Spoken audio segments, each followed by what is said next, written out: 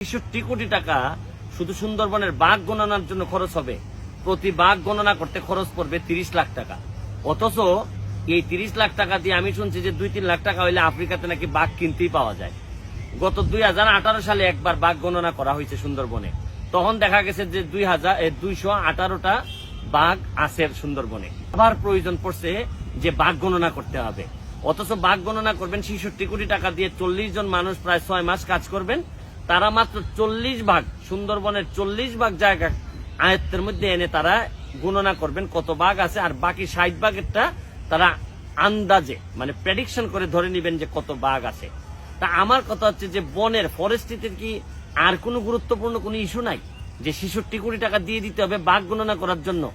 যেখানে বাংলাদেশের বন উজাড় হয়ে যাচ্ছে, যেখানে 25% গাছপালা থাকার কথা, বন থাকার কথা একটা দেশের, এইখানে বন দখল হয়ে যাচ্ছে, যেখানে বালু দিয়ে দেশটারে 12টা বাজায় ফেলা হচ্ছে, যেখানে আমি গত পরশুদিন একটা ভিডিও করলাম যেখানে একজন মাননীয় মেম্বার অফ পার্লামেন্ট, যিনি একটা সংরক্ষিত বনের ৬ একর জায়গা দখল করে ফেলছেন শ্রীমঙ্গলে।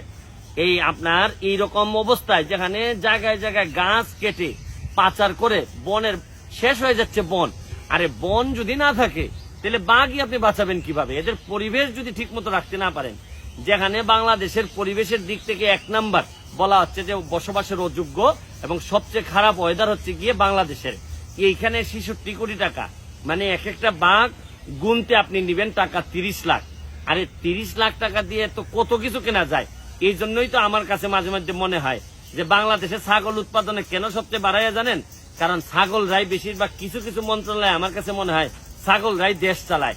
আমি জানি না যে আমার নেত্রী এটা জানেন কিনা যে এই ৬৬ কোটি টাকা এই বন বিভাগ থেকে নিয়ে যাচ্ছে এরা, এবং ৩০ লাখ টাকা এক একটা এই বাঘ গণনা করার জন্য।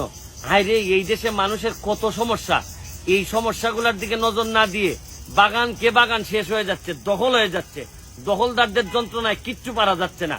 এখন বন না বাড়াইয়া আপনারা কি কারণে এই বাঘ গণনা করার জন্য এত টাকা খরচ করবেন? আমার কোনো বিবেকে এটা ধরে না। আমি যারা মন্ত্রণালয়ে আছেন, মন্ত্রণালয়ের তাদেরকে বলবো যে এইসব থেকে বেরোয় আসেন। এই দেশের মানুষ এই আপনাদের এইসব গাঁজাখুরি সিদ্ধান্তে মানুষ হয়তো এখন কিছু বলে না, কিন্তু মনে মনে কিন্তু আপনাদেরকে ঘৃণা করে। এরা কিন্তু বসে নাই। আমি মাননীয় আমাদের যারা সরকার বনমন্ত্রী আছেন, মাননীয় বনমন্ত্রীকে বলবো যে এইসব প্রজেক্ট আবার যাচাই বাছাই করেন, কারণ ৬৬ কোটি টাকা দিয়ে আরো অনেক কাজ করতে পারবেন।